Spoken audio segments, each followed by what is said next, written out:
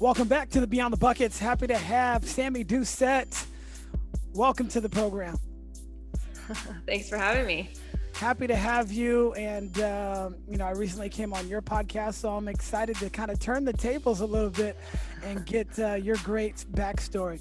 So with that being said, what's something that people might not know about you? I'd like to just start off with a bang. Oh, wow. Something that people don't know about me. My fun fact, I guess you could say that I share is I did track in college. Really? Yeah. What events? As well as basketball. I was the thrower. Okay. So I threw shot put, javelin, hammer. Yeah. That was we're actually, I teach health and PE at a high school in Valley Christian. And so we were tasked with the responsibility to put together a program for people that might be new to teaching and what you would teach. So we were tasked with track and field. And so I just did the sprints, which I can do. And then one of the football coaches, we had to figure out how to do the throws. So it was, it's pretty interesting. So I'm not sure if it'll help anybody, but I guess that's a fun fact too. But that's pretty cool that you did both sports in college. Yeah, no, basketball was my priority, but once it was over, it was track in the spring. So it was fun. So speaking of you, give me a 3-minute backstory on you, kind of where you grew up and how you got to Orange Coast Community College and, everything in between. All right. Okay. I'll try my best. So I grew up in Irvine. I played basketball beginning, second grade, really young, absolutely loved it. I was the kid who always had a basketball in her hands. I was walking to school, dribbling a basketball. It was just my favorite thing. And I ended up going to Woodbridge High School. I played JV basketball 2 years there. And then I played varsity my senior year. Went to Vanguard University and I redshirted my freshman year. I actually tore my meniscus, I tore cartilage, and I fractured my tibia going into my freshman year of college. So April of my senior year of high school. And it was an injury that kept me out for 15 months. I was non-weight bearing for 5 of those months. So I got to learn a lot in my first year in college as far as what to expect from my coach, what practices would look like and things like that. And I think it was a really beneficial year for me. Yeah. As well as just working on my shot. That's all I could do was really just dribble and work on my shot. And I think that helped a lot as well. So then I played 4 years after that redshirt year at Vanguard and had a really, really great time there. Great career, great relationships with all of my teammates, things like that. I loved it.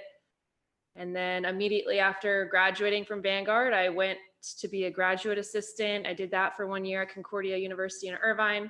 Mm-hmm. Then I went 1 year at Hope International in Fullerton, and I was the recruiting coordinator and assistant coach. Sure. And then I went to Costa Mesa High School, did that for 1 year, applied to OCC 3 times throughout this time. And the third time was the charm and I got the job, and I'm going into year 2 now. That's awesome. And so how has it been, going straight from being a player right into coaching college? For a lot of people, you discussed it. And when we chatted last, they, kind of get thrown into coaching or, it's something that they start as soon as they're done playing. So what was it like for you? Yeah, I would say that for the most part, it was an easy transition. And what I mean by that is my 5th year at Vanguard, so my senior season, I was kind of like a player coach.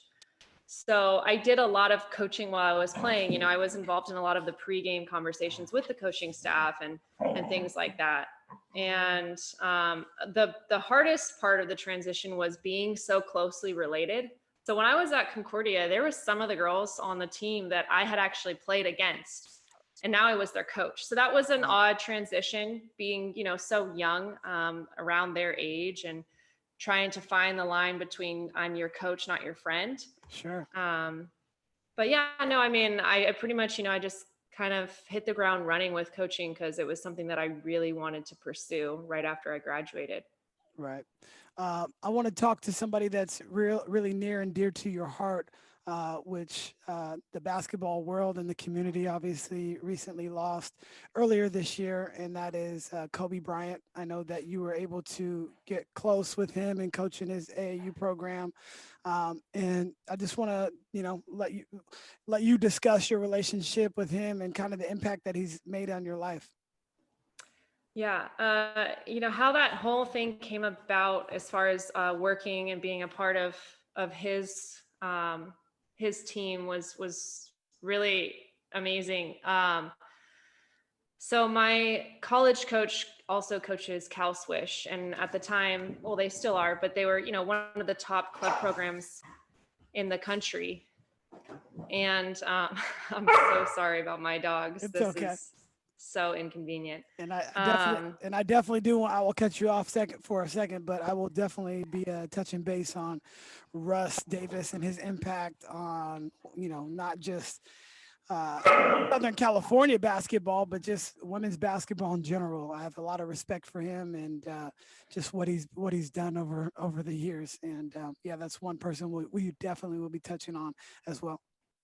Awesome. Well, yeah, no, I mean, he definitely, he deserves all the credit.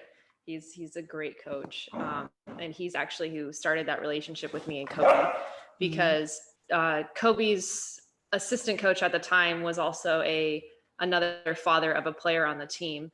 And he reached out to Coach Russ and asked, we want a female to be a part of this. We're two dads right now coaching fifth graders at the time. So we want a female to be involved who aspires to be preferably a college head coach.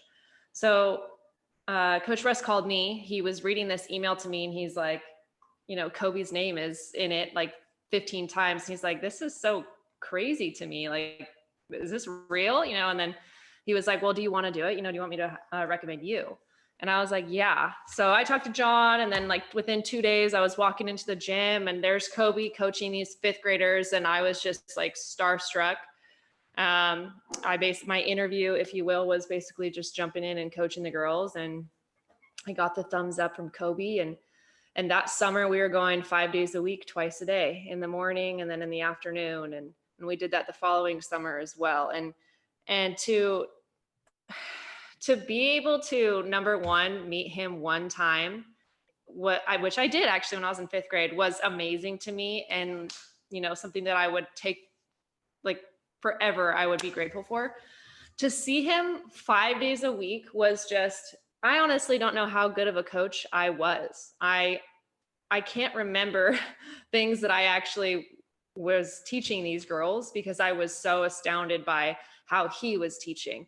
I was observing him. I wasn't watching them do the drill. I was watching him watch the drill, watching him critique the drill, just always had like my phone and I was taking notes, taking videos, which was really cool. And yeah, I mean, a lot of what he taught me or that I learned from him, and I said this recently in another conversation, was not really like things that he said. It was how he acted, who he was.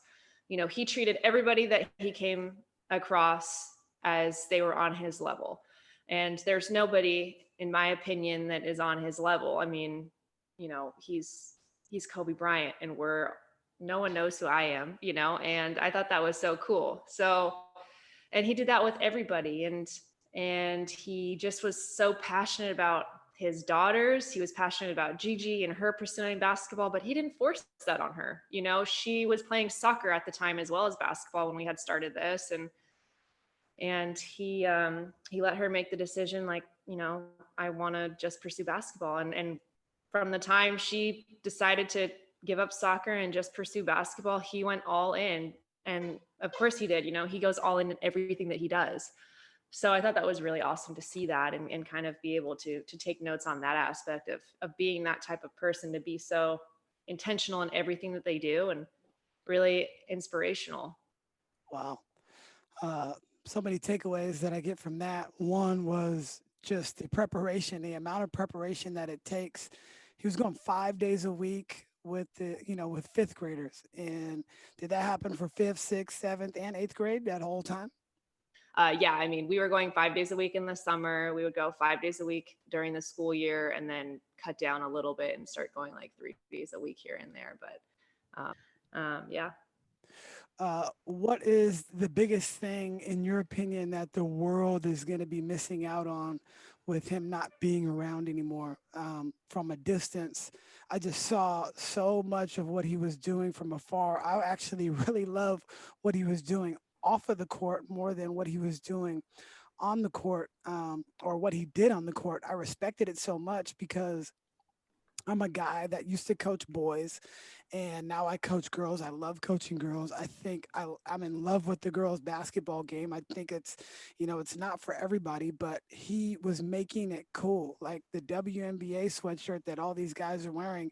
Well, Kobe was the first one to do that, to really embrace the WNBA. And now I think a lot of players have fallen under that same umbrella. But at the same time, he was the first one, like major sports figures, to really be a cheerleader for women's basketball. So I think that is one of the biggest things from afar that I think the world is going to miss out on, because what he was doing, I just think it was going to really transform the women's game. And what he's done obviously has, because there's so much more focus on it. But I think that's one big thing from afar. But what do you think the world is mostly going to miss from him not being around anymore?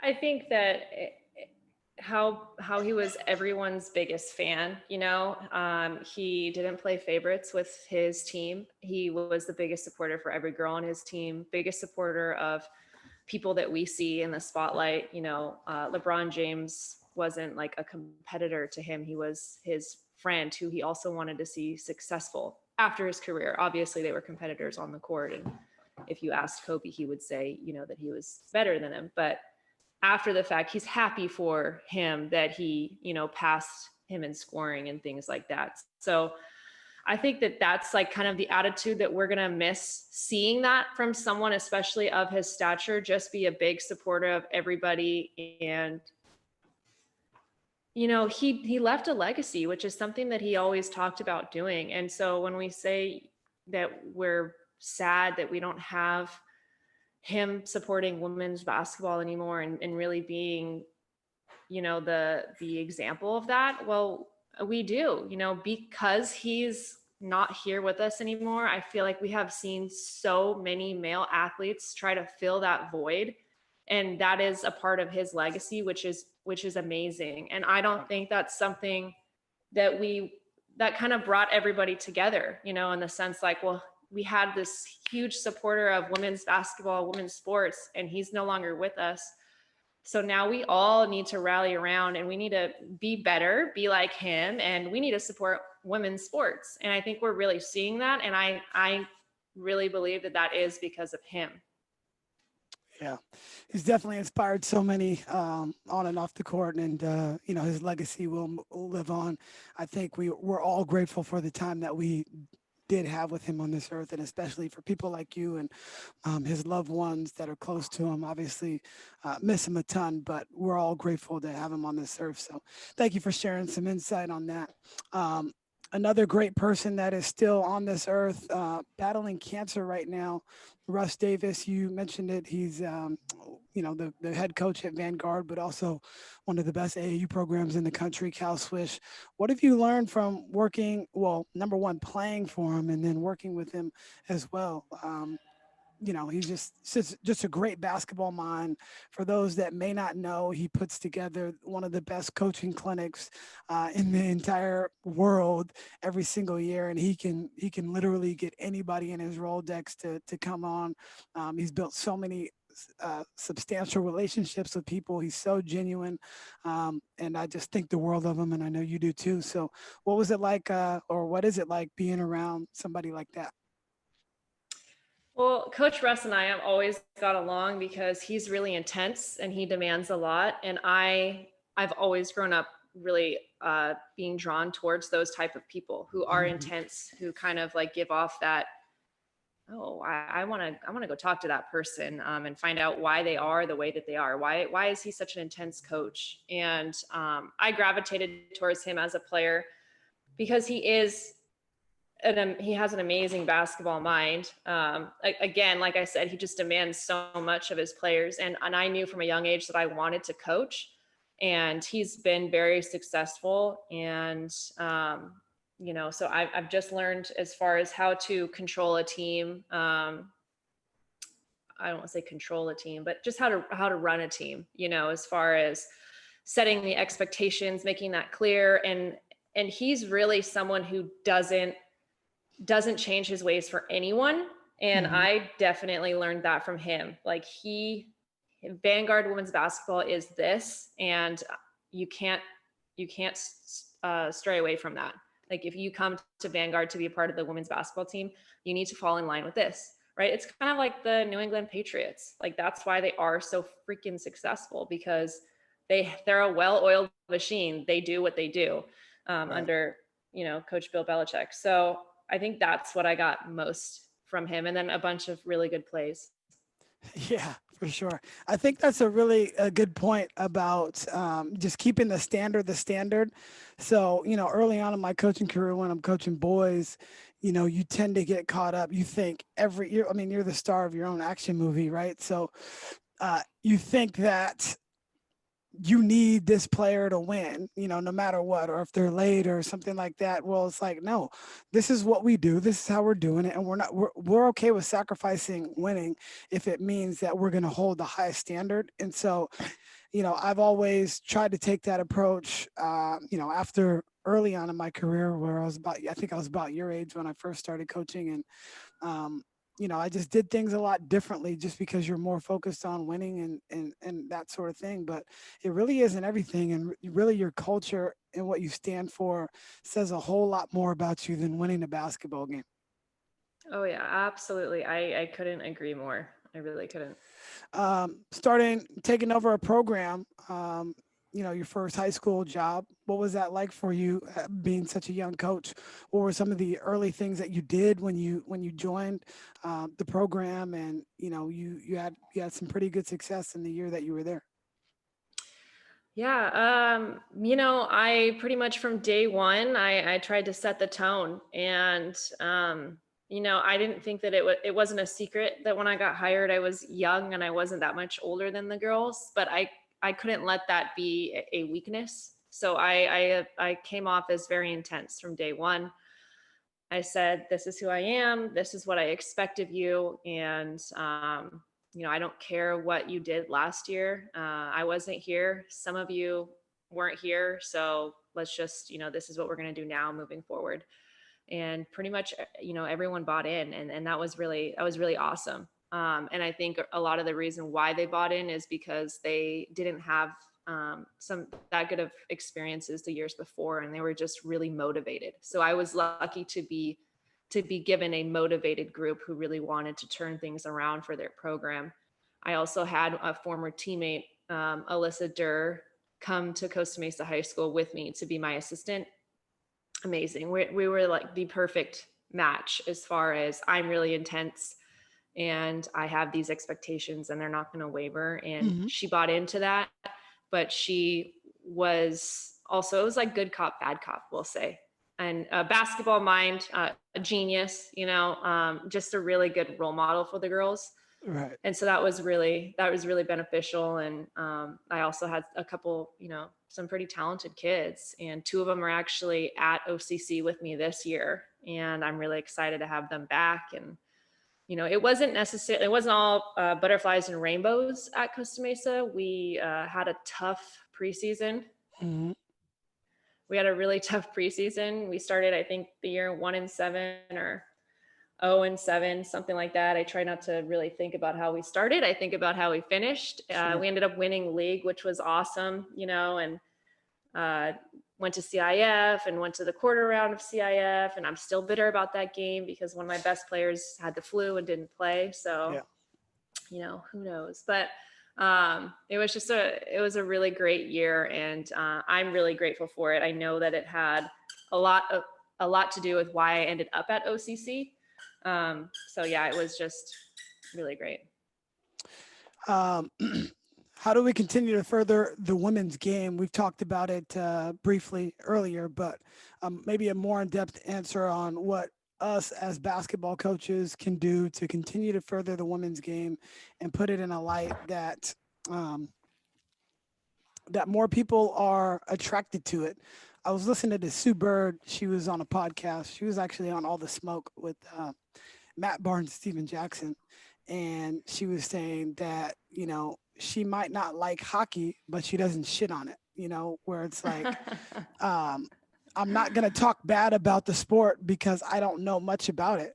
And she was saying that a lot of people that are, poo-pooing on the women's game haven't really given it a real good chance or a shot, or you haven't been watching it. And the biggest misnomer for a lot of guy friends, even some of my guy friends, I just got done playing one of my players one-on-one, and she beat me twice out of 10 games. That just shows you how good, women's basketball is. And if I was playing any WNBA player, they'll beat me 10 out of 10. The women's game is great. So tell me, how do we continue to develop it?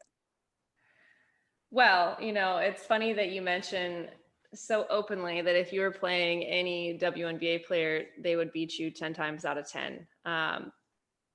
There needs to be more guys like that, first of all, to continue to spread the women's game. I can think of a time when I was in college, I dated a guy who told me that, if he ever played Maya Moore, he could beat her.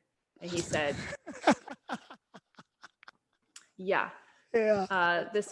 So and there's a lot of guys like that. And that's a problem, especially when we're talking about something that you can never, it's never going to happen. I don't have the means to call up Maya Moore and set that game up, So number one, you're talking about something that we can't really ever disprove. But number two, come on. Yeah. Right. Exactly. So number one, there needs to be more guys like you who are willing to say and openly admit the truth, which is, if a WNBA player, especially a superstar like Maya Moore, played you, you would lose. And that's okay, right? Yeah. That's okay for a woman to be better than you at something.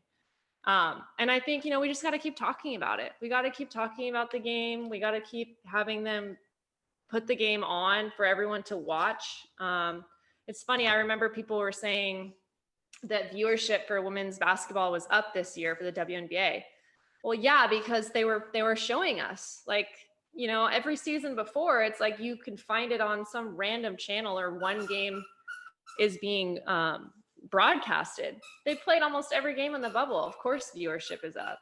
Sure. So I think just talking about it more and trying to keep the squeaky toys away from him. It's okay. Talking about it more and just men being more willing to not tell us to get back in the kitchen or things like that.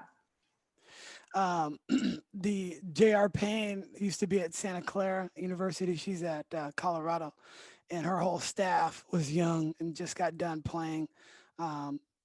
Chandrika Lee was one of them, but their whole staff would play. So we'd go there every Sunday, and it was guys, girls, and it was some of the best runs that I've ever had because the girls don't take it easy. They actually, they wanted to play with the guys' ball just because they kind of got a better feel. And it was some of the best runs that I've ever had just playing because they were just hooping, and that's really what it is. And once I started coaching girls, I began to respect that. I'll even have some of my friends come and play our team during the season, and they're like, "Oh, you guys are really good." It's like, yeah, the only thing that's different, because they're more skilled than you, but the only thing that's different is your size and athleticism, and as you get to the higher levels, that like you said, any WNBA player is just elite, with size. Maya Moore is 6 feet. So, Diana Taurasi 6 feet. playing guard with deadly outside games. So I think you're right. I think more people need to take that approach, and it's okay if you can't beat them. Like you're exactly right. Right. Like you're not getting paid. That's Exactly. not your job. So it's okay if someone else who's paid to do it is better at it than you, right? For sure, for sure. And if I got one game, I'd be happy against Tarasi or Maya Moore, for that Right. matter. Let's talk about your program. Leading into your second year, what are the pillars or the important things that you're really trying to focus on? I know you have a roster of like 22, I believe. So I'm 21. I'm assuming that you're going to be all over the court, running and pressing and all those things. But what are some really important things to you and your program? Well, right now, the biggest thing for us is connecting because we have not met face to face as a group. Wow. So we are spending a lot of time just connecting through screens, literally on Zoom every single day. I gave them the day off today because we're supposed to be returning to do some conditioning face to face on Monday. So Okay. this is their first Friday off in a while. But yeah, so connecting is huge for us. And then, our kind of motto for us is grow, connect, win, and repeat. And when we say to grow, we're talking about being okay with being uncomfortable and in order to achieve great growth. And Gus Bradley actually told me this. He's the defensive coordinator for the Chargers. He told me that, the secret formula to great growth is to be uncomfortable and to have a teachable spirit. So have a positive attitude while being uncomfortable. We all know that you can't grow if you're comfortable. We talk about that all the time. But the key there is also being positive, right? Don't be negative. Continue wanting to learn. So that's kind of something that we're really trying to emphasize right now with our girls is we want them to grow. And we mean in everything. We want them to grow as players, as people, as students, everything. Grow their networks, all of that, especially right now where they don't really have the platforms to do that because we're all at home behind a computer. Right. And then with win, we obviously, I'd be lying if I said to you, I'm not trying to win every single game that I play this season, right? Yeah. But we're more than that. We're talking about winning in everything that we do. If we get a good grade, if we improve at a skill, if we pick up some trash on the floor that's not ours and throw it away, we clean up the locker room better than how we left. Those are all wins that need to be glorified. We need to glorify each other. When we do something like that, we need to glorify our entire team. We need to glorify everything that is a positive that we do. And then repeat. We just want to continue to repeat the cycle, of course, on a day-to-day basis, year-to-year, things like that. Right now, we're focusing on connecting, though. And then on Monday, we'll start focusing a little bit more on growing from a basketball, speed and conditioning, agility kind of standpoint. Right. I love that, the growth part, obviously having a growth mindset and always seeking different things and being curious to learn more things about yourself and how you can perform better is really paramount. The second thing that you talked about is, well, hold on. I forgot that. I didn't write it down, but what was the second one you said? Connect. Connect. Okay. That's so important. Like the unconnected teams are not as good as the connected teams. You saw it in the WNBA playoffs. Seattle, nobody was more connected than Seattle. You saw it in the NBA playoffs. Nobody was more connected than the Lakers, and the Heat. Like that real connection is super important to overall success, and just getting to know people off of the court, their vulnerabilities. What traumatic things have happened in their life. I think it's so important for people to know that and share that. Just walking around with so much on you, like you have to kind of get that off, and being open with your teammates is super important. So I really like those things. So those are really good pillars.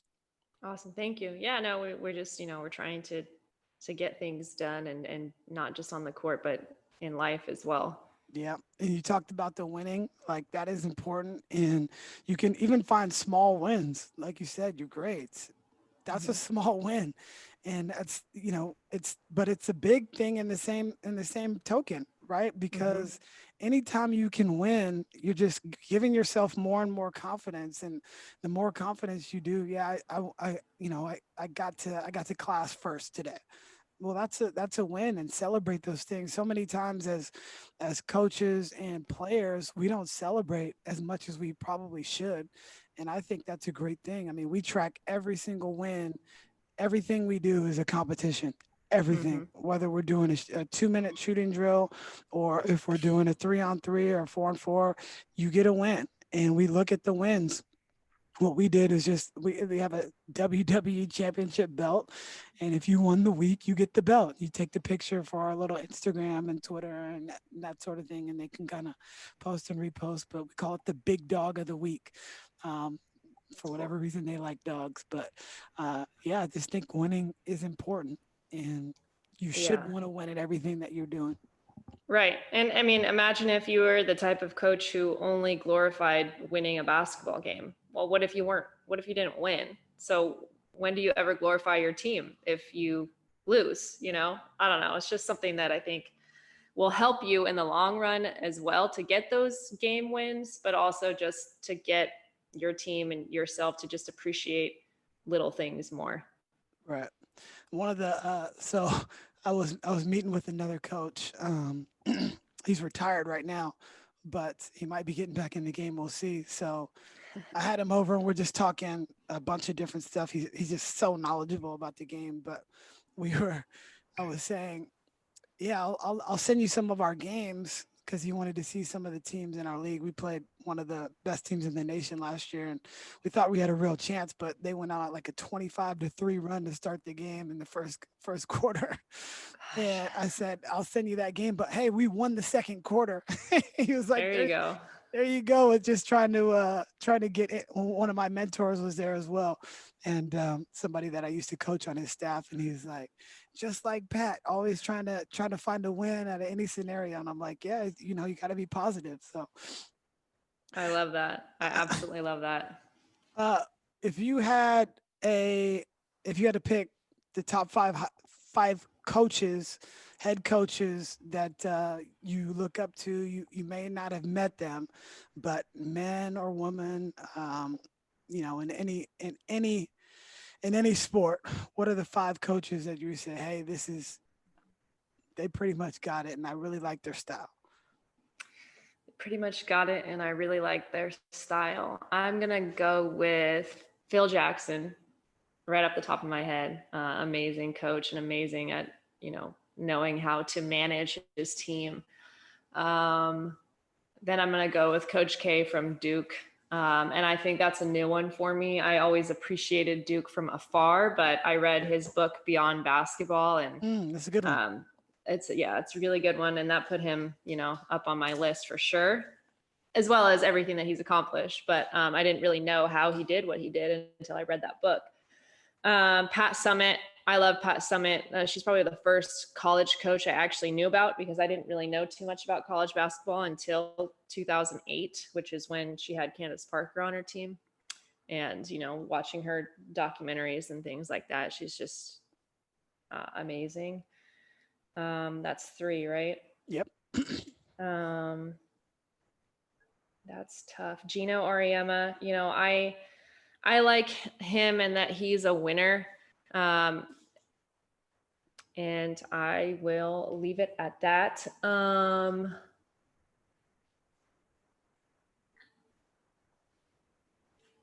don't know. That's tough. I really, really like,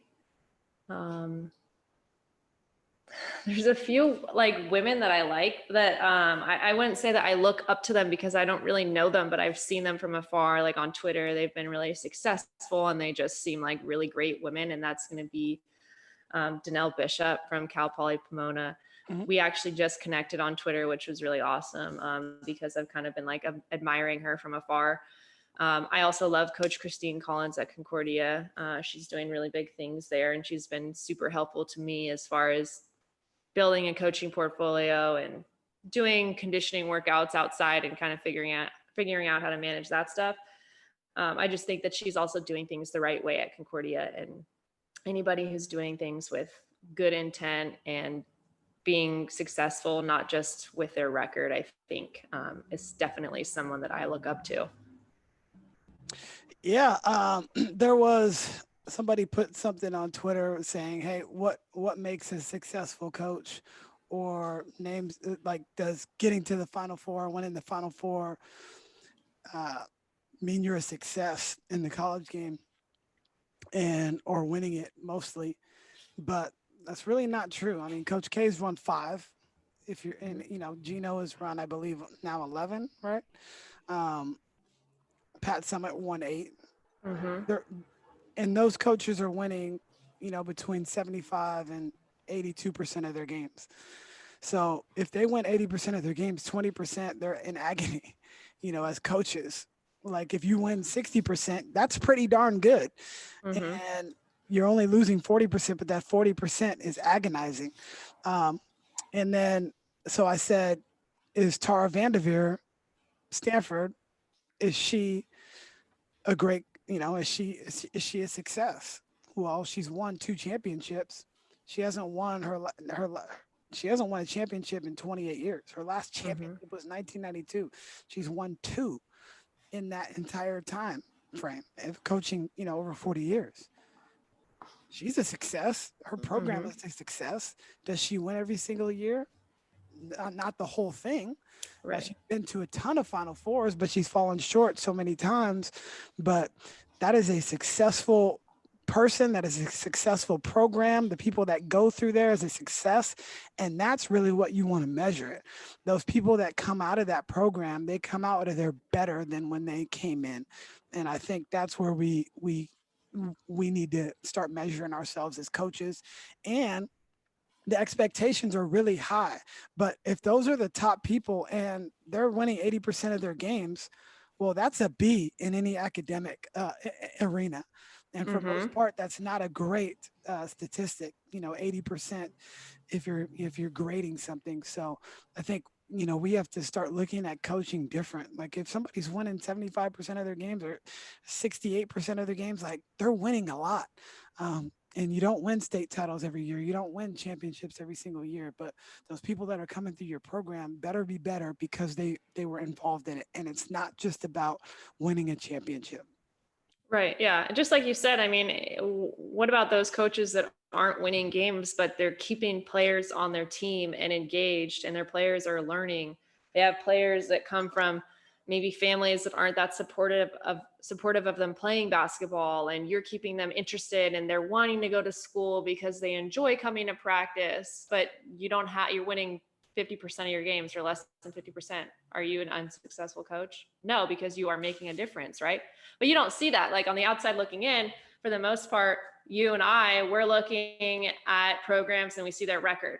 We don't see really what they're doing with their team unless we are, going to the athletic site and reading the articles, or we're calling that coach and saying, asking questions.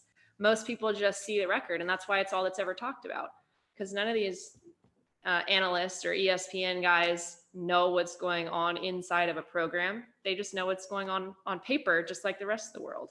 So that's how they define success, which most of the world also defines success that way, but we don't. Absolutely. Yeah, I agree. I mean, last year our record was 16-10, but 6 of our losses came to top 15 or 20 teams in the state. And that's where we're stacked up against, like, but it is what it is. Like the people around know, and we still had success. We went to the NorCal playoffs, for the 7th straight year, but we haven't won a state championship. We've gotten close. We've gotten to the NorCal finals and semifinals and all that, but doesn't mean that we're not a success, as long as we're cultivating our kids to be better. As we wrap up, you started a podcast called Coaching Mud. Tell me about that and what sparked you to start it. And Couple things, boredom was definitely one of the things that sparked my podcast startup, because I've been at home since March And all I've been doing really is, teaching, doing basketball over Zoom, and doing a lot of coaching clinics over Zoom, and hearing all these coaches talk about their favorite drills and how great their team is, their winning record, and yada, yada, yada, which is great. I want to, take away nuggets that I can that I think will work for me and my team. But then I realized, I don't know these people, and I want to know their background. I want to know how they got to where they did, because I don't think that, like, for example, when I talked to Charles Belt, he was telling me how he played professional poker.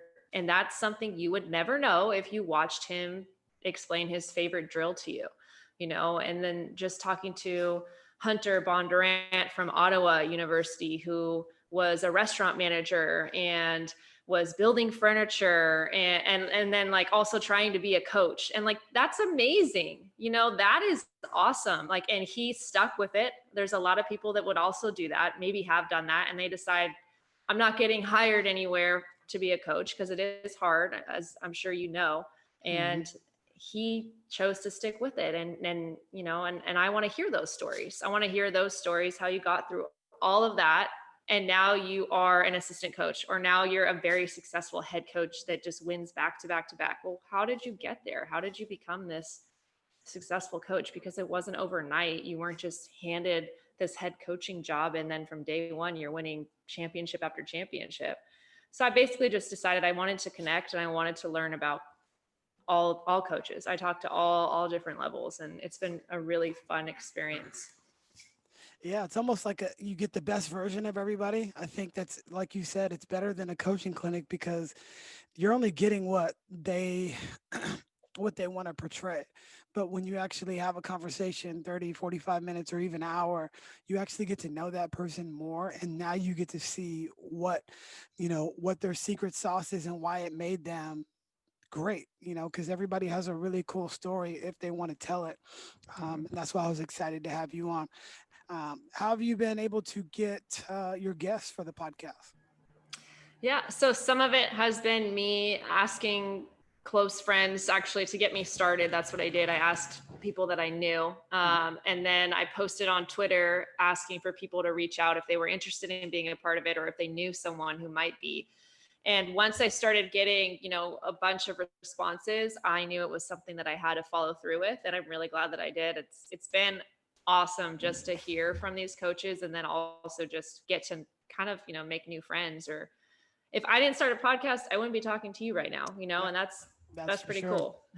Absolutely. No, it's been so cool. I mean, I just love getting to know people and connecting their relationship. When I'm down in Orange County, I'm definitely going to hit you up and come to a practice, or, or whatever the case may be. Maybe some of my players might come down there and play. I know a lot of them want to get to Southern California anyway. So it's just, it just opens up so many different doors. And like you said, if you didn't create a podcast, we wouldn't have never spoke. And that goes for any of the guests that we've had on too. I ask everybody this, because this is how I've been getting my guests selfishly. If there's one person you think that should come on as a guest on Beyond the Buckets, who would it be? And before you say it, you have to make sure you follow through and get that person to come on or make the connection. Oh, wow. Look at that. That's okay. So you can steal that if you want to. Yeah, I think, I might have to. I really like that. By the way, I'm definitely stealing your question. What would you tell your 20-year-old self? I'm stealing that one. That was a really good one. I was going to ask you that, but that was only like 5 years ago. So it was more than 5, but yeah, I won't tell you how many more. Gosh, that's tough. There's so many good ones. I just had, and I don't know if you're open to this, I just had a softball coach on mine, and Crystal Rosenthal from Concordia. Literally phenomenal. Like, probably, I'm sorry, one of my favorite episodes. Seriously, she is just a winner chicken dinner, but like she's intense. She was really cool. So I don't know if you're open to that. I definitely would hit her up. I definitely listened to the snippet, and I want to listen to the whole thing. But the snippet, the 2-minute snippet that you had was awesome, and I just got that vibe from her. So yeah, I would love the connection if you can make it for us. That'd be great. Absolutely. Yeah. Where can everybody follow you? All the things that you're doing, your basketball team, everything. My dog watching. Mm-hmm. You can find me on Twitter, and that is going to be at Coach Sammy D, and I spell a name Sammy. No I, no IE.